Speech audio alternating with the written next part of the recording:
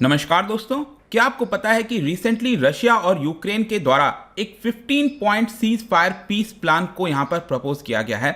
देखिए, यहां पर आपने देखा होगा बहुत सारी चर्चा चल रही है रशिया यूक्रेन के बीच में, कई राउंड ऑफ टॉक्स हो रहे हैं, लेकिन इसी बीच यहां पर ये जो खबर आई है, Ukraine and Russia drop neutrality plan to end war. तो ये जो 15 पॉइंट का पीस प्लान की बात कहा जा रहा है, उसमें जो सबसे इंपॉर्टेंट मुद्दा है वो है न्यूट्रलिटी का, जो कि मैं डिटेल में चर्चा करूंगा इस वीडियो के अंदर और देखेंगे कि कोशिश करेंगे कि प्रेजेंट में हो क्या रहा है यूक्रेन रशिया के बीच में। काफी कुछ जानने को है, चलिए आगे बढ़ते हैं। लेकिन उसके पहले ध्यान रखना है, कोई भी कोर्स अगर आप परचेस करते हैं स्टडी IQ पर, चाहे यूपीएससी, जुडिशरी, बैंकिंग और जो लेटेस्ट स्टॉक मार्केट का कोर्स है, वहां पर जो कोड इस्तेमाल करना है वो है आपको अंकित 33, क्योंकि इसके माध्यम से आपको मैक्सिमम डिस्काउंट मिलेगा। प्लस साथ ही साथ जो MCQs अगर आप अटेम्प्ट करना चाहते हैं तो मेरे इंस्टा पेज पर जा सकते हैं, वहां पर स्टोरीज में जितने भी MCQs हैं उसको आप अटेम्प्ट कर पाएंगे। चलिए शुरुआत करते हैं और सबसे पहले हम देखते हैं एग्जैक्टली अभी हो क्या रहा है। देखो, जैसे मैंने आपको बताया कि कई सारे राउंड ऑफ टॉक्स चल रहे हैं यूक्रेन और रशिया के बीच में, और ये जो टॉक्स अगर आप देखोगे ना, या तो ऑनलाइन डिजिटल माध्यम से हो रहा है या फिर जो बेलारूस है वहां पर आपको इस वेस्टर्न साइड में, ये जो जैसे ब्रेस्ट हो गया ये शहर,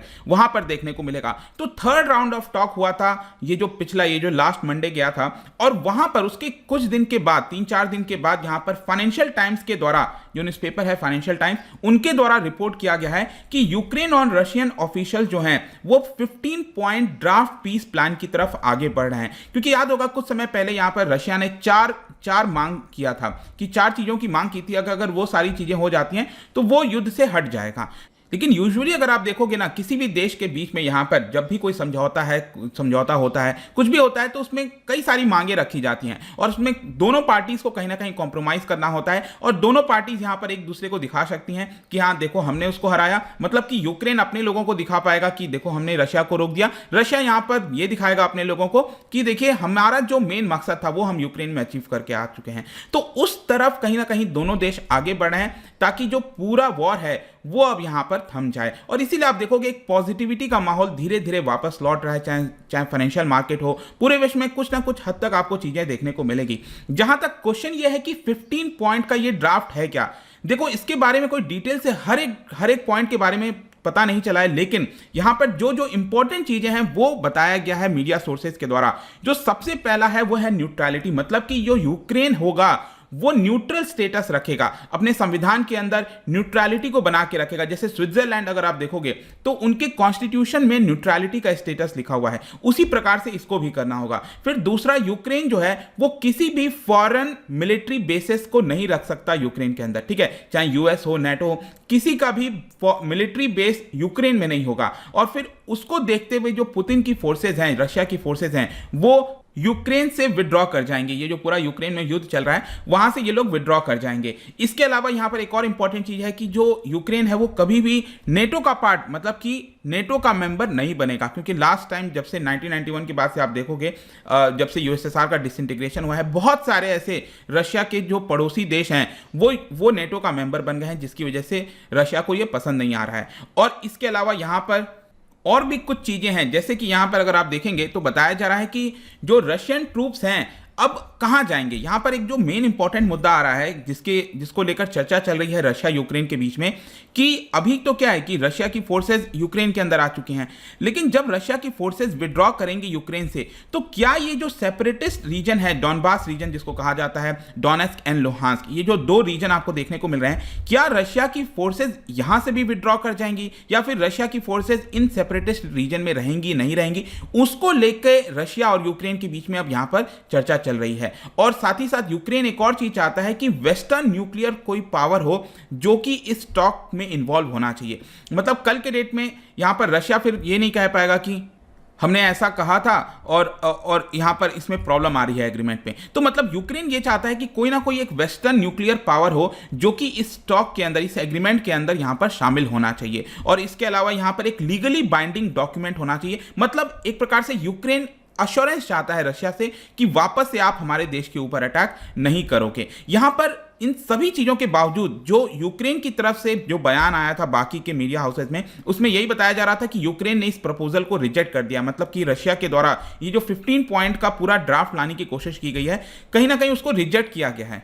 इसका मेन कारण अगर आप देखोगे ना, तो भले ही अगर सपोज कल के डेट में कोई डील हो जाती है रशिया यूक्रेन के बीच में, जो कि होना ही है अल्टीमेटली, कहीं ना कहीं डील के माध्यम से ही जो वॉर है उसको रोका जाएगा, लेकिन इस समय जो यूक्रेन है वो काफी स्केप्टिकल है इस बात को लेके कि जो रशिया है वो बार बार इंटरनेशनल लॉस का वायलेशन करता है, ऐसा यूक्रेन का कहना है। क्योंकि 1994 का जो एग्रीमेंट हुआ था यूक्रेन और बाकी देशों के बीच में, उसमें साफ साफ लिखा गया था कि यूक्रेन के ऊपर किसी भी दूसरे देश के द्वारा हमला नहीं किया जाएगा। तो यूक्रेन का कहना है कि सबसे पहले तो रशिया ने हमारे ऊपर हमला करके जो इंटरनेशनल लॉज है उसका वायलेशन किया है। लेकिन दूसरी तरफ अगर आप रशिया के प्रेसिडेंट पुतिन का बयान देखोगे तो पुतिन का यह कहना है कि यहां पर वेस्टर्न कंट्रीज ने हमारे ऊपर हमला किया है। मतलब कि जो वॉर्सो पैक्ट हुआ था, जो कि खत्म हो गया था 1991 में, उसके बाद से रशिया यह कह रहा था कि वेस्ट कंट्रीज ने, यूएस ने अश्योरेंस दिया था रशिया को कि और वो नेटो के मेंबर्स नहीं बनाएगा यहां पर ईस्टर्न वाले साइड में। लेकिन यहां पर अल्टीमेटली क्या हुआ, 1991 के बाद धीरे धीरे बहुत सारे ऐसे यूरोपियन देश हैं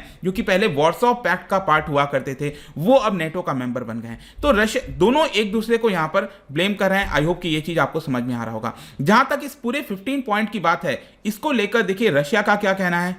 व्लादिमीर पुतिन ये कह रहे हैं कि there will be no compromise, मतलब किसी भी कॉम्प्रोमाइज पर हम नहीं आएंगे। हमारा जो जो मेन मकसद है यूक्रेन के अंदर, हमें वो अचीव करना है। मतलब जो 15 पॉइंट दिया गया है रशिया के द्वारा, वो सारी चीजें रशिया हासिल करके रहेगा। वो अभी के लिए रशिया दिखाने की कोशिश कर रहा है एक प्रकार से। और यहां पर रशिया मेन चीज ये चाहता है कि जो न्यूट्रलिटी का प्रपोजल है वो स्वीडन, ऑस्ट्रिया की तरह यहां पर बना रहे। मतलब कि जो मेन मुद्दा है वो है न्यूट्रलिटी का, वो रशिया यहां पर यूक्रेन से चाह रहा है।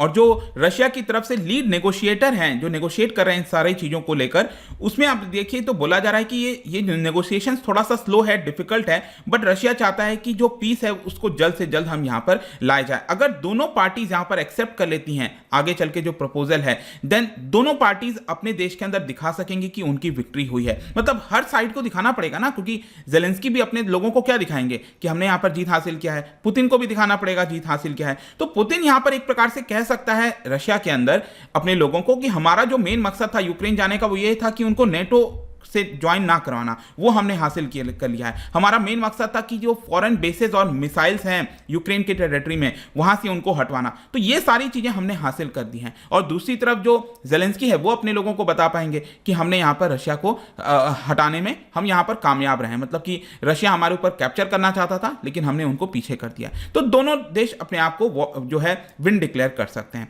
लेकिन यहां पर मैं थोड़ा सा चर्चा करना चाहूंगा न्यूट्रलिटी की, क्योंकि मेन चीज जो कहा जा रहा है रशिया के द्वारा कि आपको न्यूट्रलिटी लेकर आना है। देखो आज के डेट में अगर आप देखोगे ना, कोई भी देश आप उसको कंप्लीट न्यूट्रल नहीं कह सकते। कुछ ऐसे देश हैं जो यूरोप के अंदर न्यूट्रल कहे जाते हैं, जैसे कि यहां पर आयरलैंड हो गया है, इसके बाद स्वीडन है, फिनलैंड है, ऑस्ट्रिया है, यहां पर ये जो ऑस्ट्रिया है। और जो सबसे ज्यादा न्यूट्रल कंट्री कोई कहा जाता है वो है आपका स्विट्जरलैंड।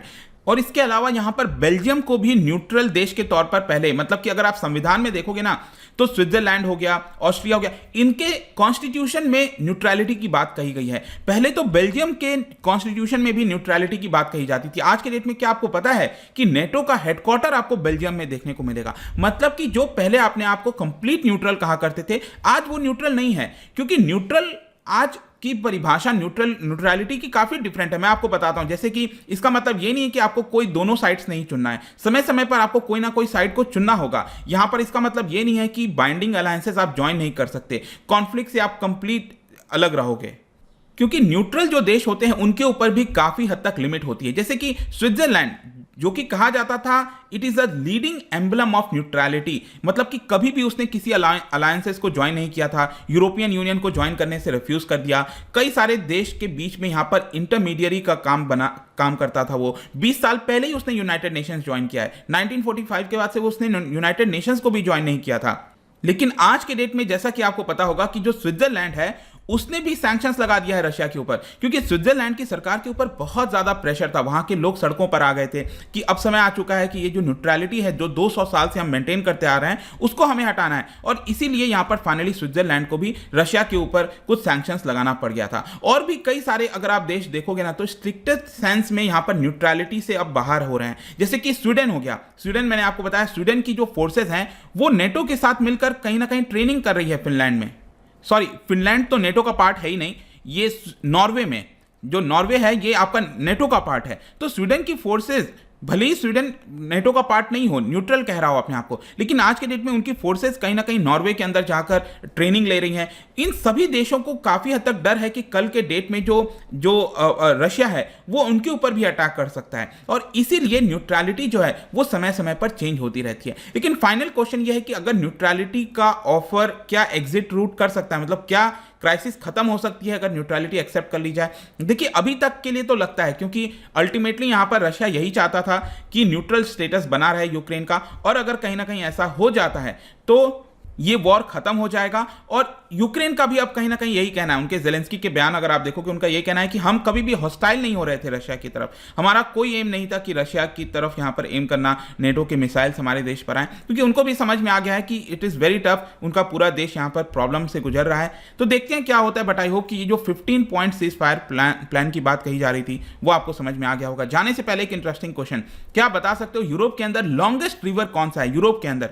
ठीक है, इसका राइट आंसर आपको पता ही है, मेरे इंस्टाग्राम पर तो मिलेगा ही, वहां पर अगर आप नहीं हो कोई बात नहीं, टेलीग्राम से भी ले सकते हैं इसका सही उत्तर। मैं कई सारे जो एमसीक्यूज हैं वो यहां पर स्टोरीज में डालता रहता हूं। बाकी अगर आपको पीडीएफ चाहिए तो टेलीग्राम पर आइए, अलग अलग सोशल मीडिया पर भी आप जुड़ पाएंगे। साथ ही साथ यूपीएससी या फिर किसी भी एग्जाम की तैयारी कर रहे हैं, सिंपली यूज दिस कोड, क्योंकि यहां पर आपको मैक्सिमम डिस्काउंट मिलेगा। आई होप कि वीडियो आपको पसंद आया होगा। मिलता हूं आपसे next time. Till then, thank you very much, see you soon.